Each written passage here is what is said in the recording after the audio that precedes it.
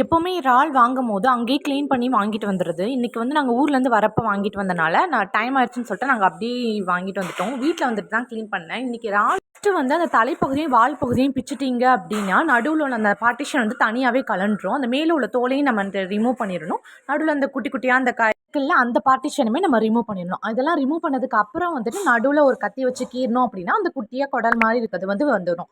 ஸ்டார்டிங்லேருந்து எட்ஜ் வர வந்து நீட் பண்ணணும். ஏன்னா அந்த வால் பகுதியிலையுமே அந்த கசடு வந்து இருக்கும். ஸோ இந்த மாதிரி நீட் பண்ணிட்டோம்னா நம்ம வந்து ஈஸியாக ரிமூவ் ஆகிடும். நான் இன்னொரு வாட்டியும் அந்த வீடியோ வந்து நான் காமிச்சிருக்கேன் பாருங்கள்.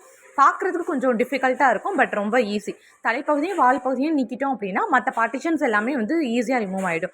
இதை வந்து 2 வாட்டி நம்ம நார்மல் தண்ணியில் கழுவிட்டு அதுக்கப்புறம் மஞ்சத்தூள் போட்டு கழுவணும். அப்படி நீட்டாக க்ளீன் ஆயிரும். சேம் டைம் வந்துட்டு நம்மளுக்கு அந்த பேட் ஸ்மெல்லும் இருக்காது. உங்களுக்கு அதுக்கு மேலேயும் வந்துட்டு ஸ்மெல் வர மாதிரி இருக்குன்னா லைட்டாக லெமன் புழிஞ்சிங்க அப்படின்னா சுத்தமாகவே பேட் ஸ்மெல் வந்து இருக்காது. இந்த வீடியோ பிடிச்சிருந்தா மறக்காம நம்ம சேனலை சப்ஸ்கிரைப் பண்ணிக்கோங்க.